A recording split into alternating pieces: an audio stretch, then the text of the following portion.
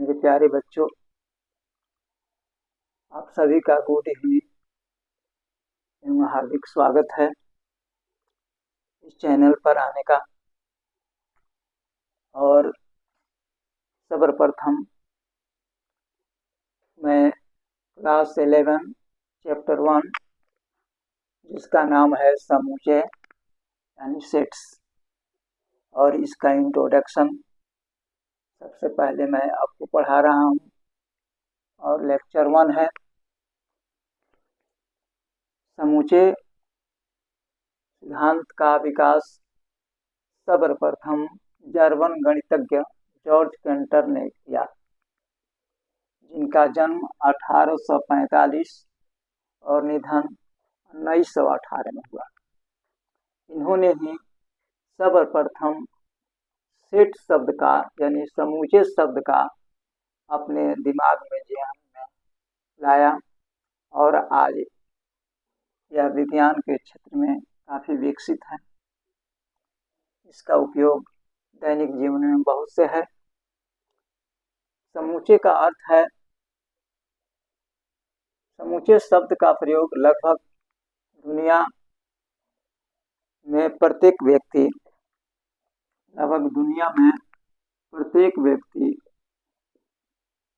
करता है। व्यक्तिगत समूचे का अपना अपना आवश्यकता होता है। जैसे एक शिक्षक के लिए समूचे यानी सेट किताब, कॉपी, साइकिल, मोबाइल अध्ययन हेतु अन्य सामग्री चाहिए। एक राजमिस्त्री के लिए करनी, वसली, ईंट, बालू तथा अन्य सामग्री चाहिए। एक छात्र के लिए किताब, कॉपी, साइकिल, बत्ती, मोबाइल अन्य संबंधी आपका अध्ययन संबंधी सामग्री चाहिए। तो इस तरह से अलग अलग व्यक्ति के लिए अलग अलग सेट होता है। यह आदमी कहीं भी इस शब्द का प्रयोग करता है। जैसे कोई व्यक्ति किसी दुकान में गया, संयोग से एक कमीज खरीदा, तो वह कहता है कि इस कमीज पर कौन सा सेट लगेगा, पैंट का कौन सा कलर लगेगा, इसको आप दीजिए। तो सेट शब्द छोटा से लेकर के बड़ा तक इस दुनिया में हर व्यक्ति हर वक्त चाहता है। खाने का भी एक सेट होता है।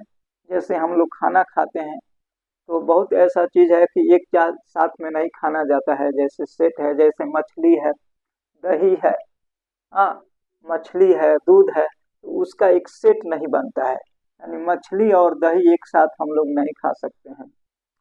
तो इस तरह से हर चीज़ का अपना अपना एक सेट होता है। इसी शब्द का प्रयोग जॉर्ज कैंटर साहब ने इसको सजाया और समझाया दुनिया को, और इसे गणित के रूप में इसको रिप्रेजेंट किया, जिसको हम कहते हैं समूचे सिद्धांत या सेट इसको कहते हैं।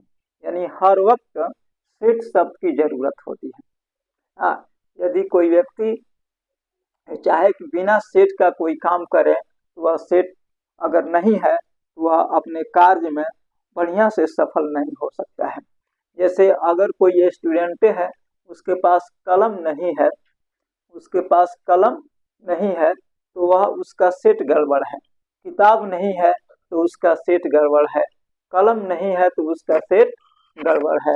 यानी हर चीज का अपना अपना अलग अलग व्यक्तिगत सेट होता है। समूचे हमेशा धनु कोष्ठ यानी मंडला कोष्ठ में ही लिखा जाता है। जैसे A बराबर 1 2 3 4 5 6 7 8 9 10, यह ए का सेट हो गया। B मतलब ABCD अंग्रेजी अक्षरों का सेट हो गया। C का मतलब व्यक्तियों के नामों का सेट हो गया। तो इस तरह से सेट अपना अपना कोई हो सकता है। एक औरत के लिए सेट अलग हो सकता है। जैसे एक औरत के लिए अपना साड़ी सेट है, चाहे पहनने के लिए अन्य सेट है। एक पुरुष के लिए साड़ी की कोई सेट की जरूरत नहीं होती, यानी सेट व्यक्तिगत होता है। हम एक पुरुष को आपने कभी नहीं देखिएगा कि अपने लिए और सेट एक खरीदे कि हमको एक साड़ी पहनना है। यानी पुरुष के सेट में साड़ी नहीं है। हर व्यक्ति का अपना अपना एक सेट है। अब उस सेट को हमेशा किसी अक्षर के द्वारा और धनु कोष्ठ में ही लिखा जाता है। हमेशा ये धन कोश में ही लिखा जाएगा। इसको बढ़िया से समझ लेना। यानी सेट अपना अपना होता है, हर आदमी के लिए सेट होता है। एक सिपाही के लिए अलग सेट होता है, हाँ, और एक हलवाह के लिए अलग सेट होता है, एक ड्राइवर के लिए अलग सेट होता है। मैंने सेट अपना अपना व्यक्तिगत होता है। सेट किसी खास चीज वस्तु का नहीं होता है, सेट अपना अपना एक अलग होता है।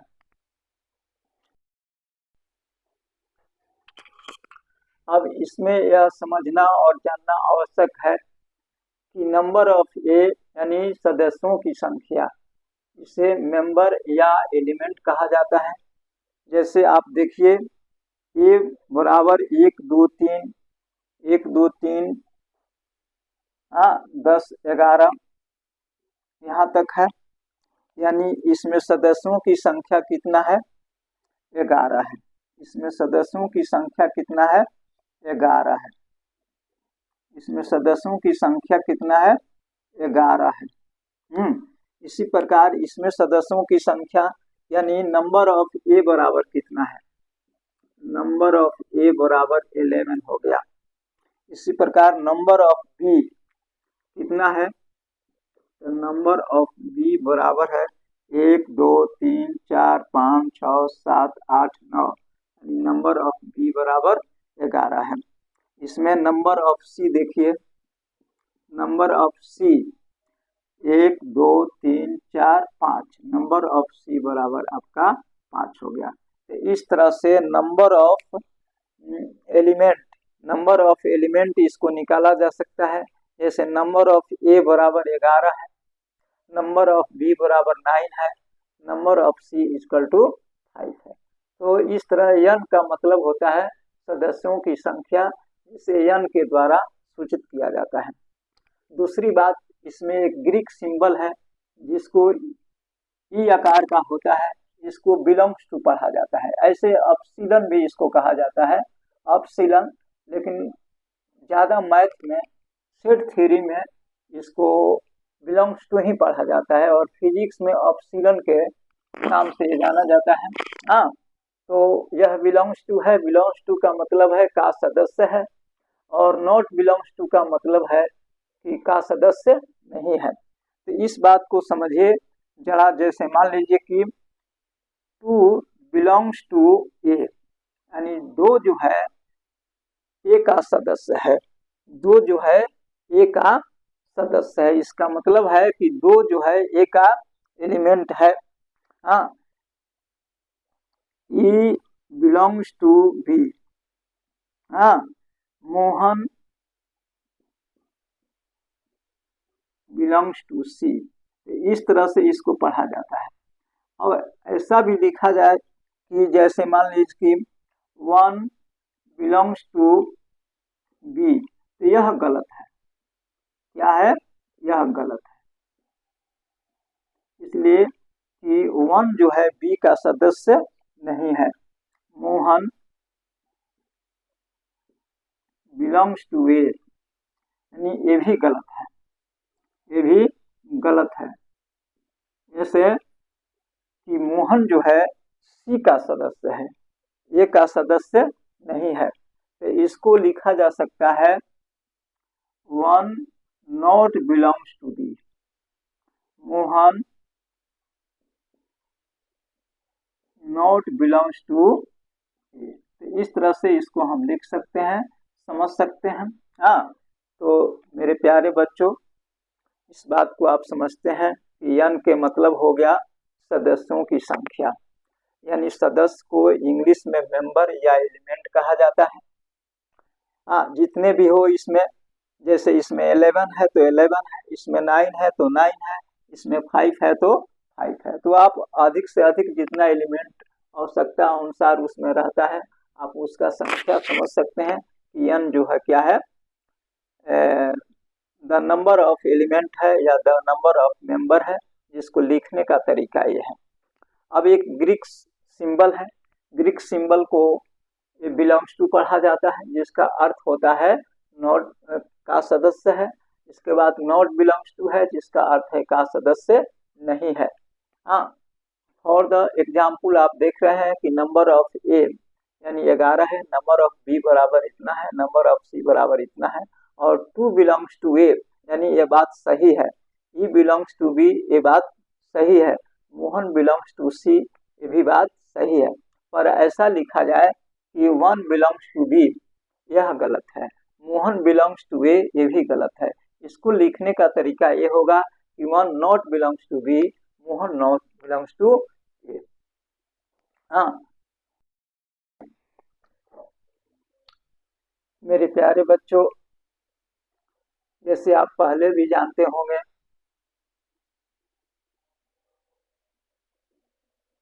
कि ये जो अंक हैं, जो समूचे के लिए मानक प्रतीक हैं, जैसे मान लीजिए कि यन है, यन यानी प्राकृतिक संख्याओं का समूचे है, जिसको नेचुरल नंबर भी कहा जाता है। और आप पहले से भी जानते हैं कि जब गिनती 1 से शुरू होती है या 1 से शुरू काउंटिंग होता है तो उसको हम प्राकृतिक संख्या मानते हैं, यानी 1 2 3 4 5 6 7 ऐसे लिखेंगे तो यह यन का मतलब प्राकृतिक संख्याओं का एक समुच्चय हो गया।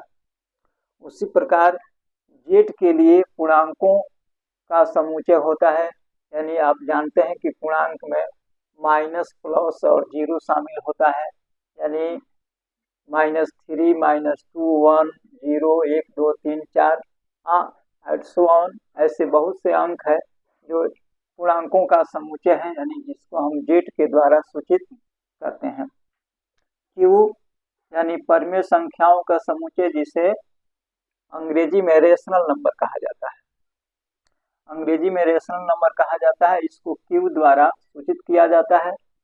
यह भी प्लस या माइनस कुछ भी होता है, लेकिन यह फ्रैक्शन में होता है, यानी बटा में होता है, यानी 7/3 4/5 7/4 11/3 -15/7, यानी जो फ्रैक्शन में होता है, बटा में होता है, उसी को हम कहते हैं परिमेय संख्याओं का समुच्चय अर्थात रेशनल नंबर, अर्थात रेशनल नंबर। और वास्तविक संख्याओं का समुच्चय अर्थात रियल नंबर है। रियल नंबर दुनिया की सारी नंबर रियल नंबर के अंतर्गत आते हैं। हाँ, कुछ ऐसे नंबर हैं जो रियल नंबर के अंतर्गत नहीं आते हैं, लेकिन उसको अभी इसमें बताना हमारा कोई जरूरी नहीं है। इसमें यह है कि रियल नंबर दुनिया के जितने नंबर हैं लगभग सभी रियल नंबर के अंतर आते हैं, चाहे वह नेचुरल नंबर हो, चाहे पूर्णांक नंबर हो, चाहे परिमेय संख्या हो। All to all numbers are called real number, यानी रियल नंबर में चाहे रूट ओवर में हो या माइनस में हो या प्लस में हो, all to all numbers are called real number, यानी सभी जो है रियल नंबर के अंतर्गत आते हैं और इसे आर के द्वारा सूचित किया जाता है। जेड प्लस यानी धन पूर्णांकों का समुच्चय, यानी केवल इसमें धन पूर्णांक ही होगा, 1 होगा 2 होगा 3 होगा, 0 भी हो सकता है, कोई दिक्कत नहीं है। क्यू धन परिमेय संख्याओं का समुच्चय, यानी यह परिमेय संख्या है, जैसे ए है वैसे ए है, लेकिन यहाँ प्लस मार्क दिया गया है, इसका मतलब कि इसमें माइनस वाला नहीं देखा जाएगा। जैसे इसमें माइनस वाला है पर इसमें माइनस वाला नहीं होगा, ओनली फॉर पॉजिटिव नंबर्स जो है यह परिमेय संख्याओं का समुच्चय, यानी धन परिमेय संख्याओं का समुच्चय है। आर प्लस का मतलब कि इसमें भी जो भी अंक होगा वो प्लस में होगा, चाहे जैसे भी हो, परिमेय में हो, रूट में हो, नेचुरल में हो, पर वह प्लस होगा, इसमें नेगेटिव नहीं होगा। पूर्ण संख्याओं का समुच्चय, यानी जिसको डब्लू के द्वारा सूचित किया जाता है, और हम डब्लू के द्वारा सूचित किया जाता है, और डब्लू को हम पूर्ण संख्याओं को हम जानते हैं कि यह 0 से शुरू होता है, यानी जो संख्याएं 0 से शुरू होता है उसको हम कहते हैं पूर्ण संख्या। जिसको इस तरह से हमने लिखा है, समझाया है। एन के मतलब प्राकृतिक संख्याओं का समुच्चय, जेड का मतलब पूर्ण संख्याओं का समुच्चय, क्यू का मतलब परिमेय संख्याओं का समुच्चय, आर के मतलब वास्तविक संख्याओं का समुच्चय, जेड प्लस का मतलब धन पूर्णांकों का समुच्चय, क्यू प्लस का मतलब धन परमेय संख्याओं का समुच्चय, आर प्लस का मतलब होता है वास्तविक धन वास्तविक संख्याओं का समुच्चय, और डब्लू मतलब पूर्ण संख्याओं का समुच्चय। ये आपको हमने डिटेल किया है कि यन प्राकृतिक संख्या यानी यन 1 2 3 4 एक से लेकर के जहां तक हम जाते हैं नेचुरल नंबर होता है। जेड यानी पूर्णांकों में प्लस और माइनस जीरो तीनों शामिल होता है, उसको हम पूर्णांक कहते हैं। परमेय संख्याओं में जो फ्रैक्शन में होता है अर्थात बटा में होता है उसको हम परमेय संख्या कहते हैं, या प्लस माइनस दोनों होता है और दोनों परमेय संख्या बोलता है। वास्तविक संख्याएं दुनिया का कोई भी नंबर हो, चाहे वह पॉजिटिव हो, निगेटिव हो, फ्रैक्शन में हो, हाँ रूट ओवर में हो, जैसे भी हो, लेकिन वह रियल नंबर है, इसमें कोई दिक्कत नहीं है। धन पूर्णांकों का समुच्चय जेड प्लस दिया है, इसमें केवल पूर्णांक अक्षर लिखा जाएगा पर केवल प्लस वाला होगा। हाँ क्यू प्लस, इसमें भी परमेय संख्या लिखा जाएगा लेकिन केवल प्लस वाला परमेय संख्या लिखा जाएगा। आर प्लस, हाँ वास्तविक धन वास्तविक संख्याओं का समुच्चय, इसमें भी केवल ओनली फॉर पॉजिटिव नंबर से ही लिखे जाएंगे। और पूर्ण संख्याओं जो जीरो से प्रारंभ होता है उसको हम पूर्ण संख्या कहते हैं।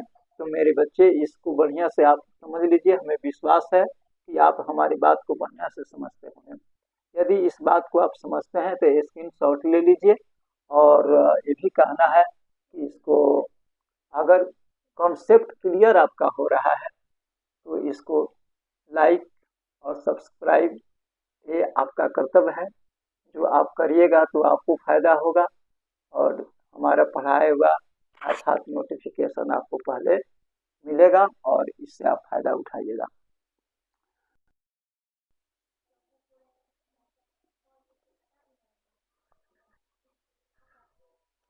समुच्चय निर्माण,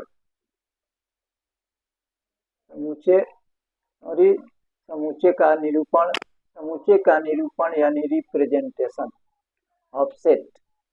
समुच्चय का निरूपण मुख्यतः दो विधियों के द्वारा किया जाता है। समुच्चय का निरूपण मुख्यतः दो विधियों के द्वारा किया जाता है। पहला है रोस्टर विधि या सारणीबद्ध रूप, इसे अंग्रेजी में रोस्टर मेथड या टेबुलर फॉर्म कहा जाता है।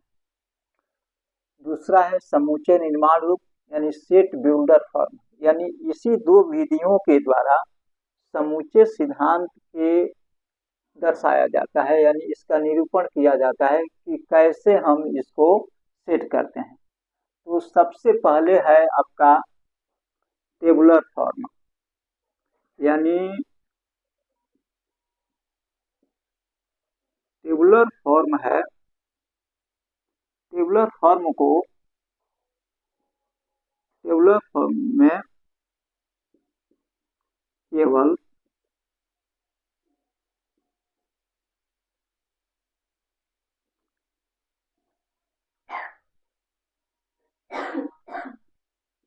कॉमा के द्वारा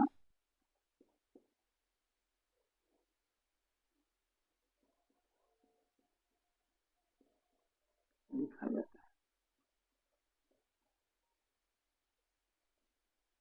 कॉमा के द्वारा लिखा जाता है, जैसे ए बराबर ए ई आई ओ यू, ये टेबुलर फॉर्म है। कॉमा यहाँ दिया गया, लिखा गया बी बराबर 2 4 6 8 10 12, सी बराबर 1 4 9 16 25 36 49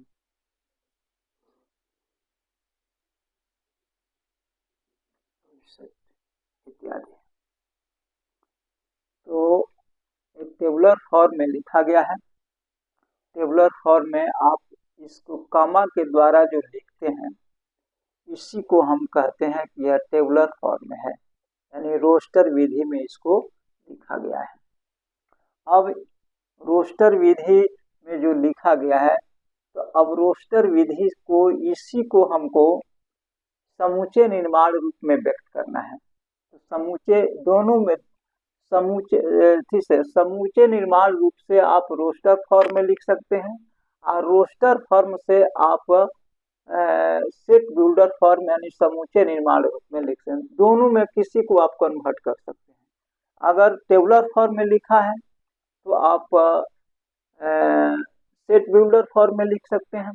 यदि यह सेट बिल्डर फॉर्म में लिखा है तो आप टेबुलर फॉर्म में लिख सकते हैं। तो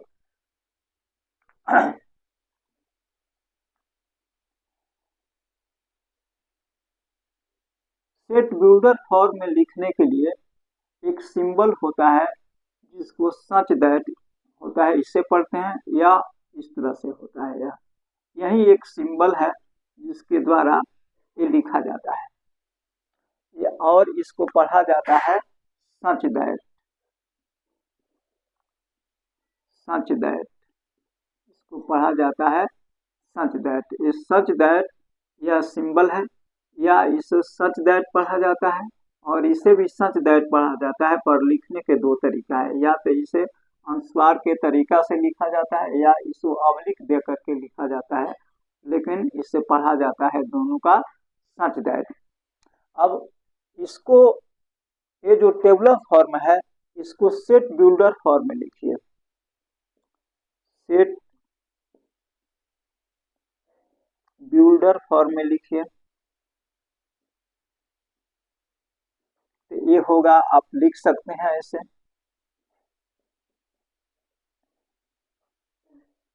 एक्स सच दैट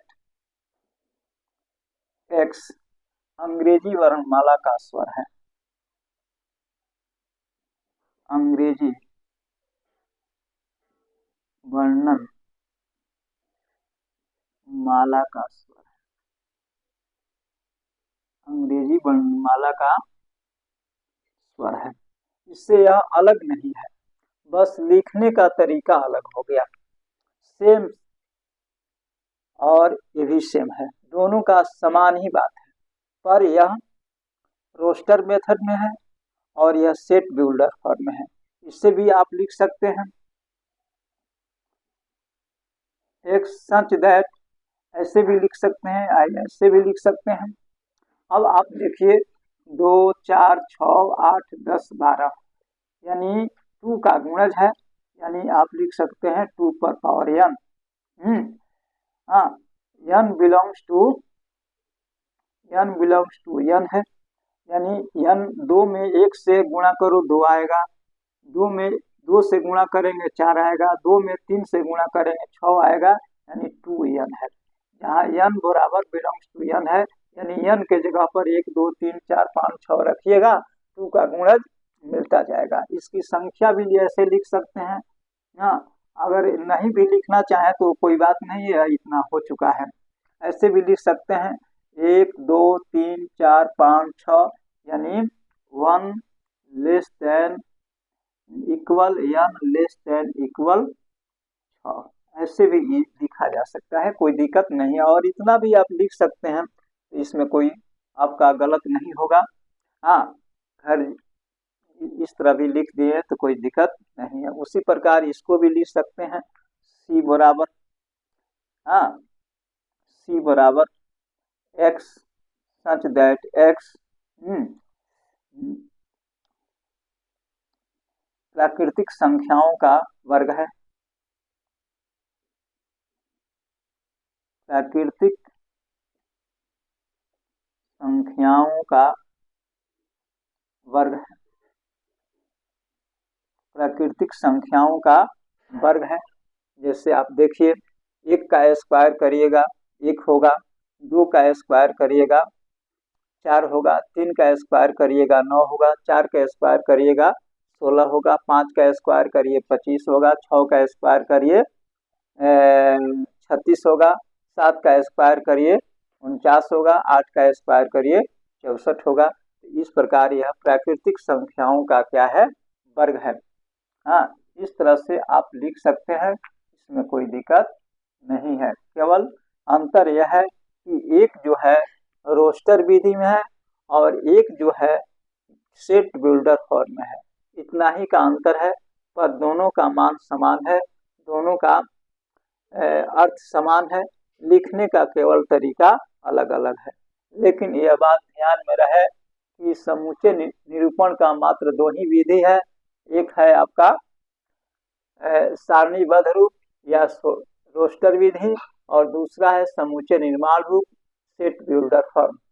इस दोनों में ही लिखा जाता है। तो यह केवल जो है टेबुलर फॉर्म में केवल कामा के द्वारा दर्शाया जाता है, लेकिन सेट बिल्डर फॉर्म में इस तरह से यह संत दैट दे करके और उसके गुण के आधार पर ये सारी बातें लिख दिया जाता है। पर इससे अलग नहीं होता है, इसका गुण और इसका गुण समान होता है और मान भी समान होता है, केवल लिखने की तरीका अलग होता है। इस तरह से मेरे प्यारे बच्चों, यह आपका इंट्रोडक्शन रहा सेट थ्योरी का। यानी सेट थ्योरी के आप इंट्रोडक्शन बढ़िया से समझ लीजिएगा तो आगे की सारी बातें आपको क्लियर होगा। अन्यथा आप बढ़िया से शुरू में ही नहीं समझिएगा तो अगला जो टॉपिक आएगा आपके लिए कठिनाई उत्पन्न करेगा। और अगर इसमें कोई कठिनाई आपको आता है तो आप हम कमेंट सेक्शन में लिख करके भेजिएगा, उस डाउट को हम लोग क्लियर करेंगे, हम यथासंभव क्लियर करेंगे। हाँ, और ये आपका नंबर है, इस नंबर पर आप चाहें तो हमको कमेंट सेक्शन में भेज सकते हैं 90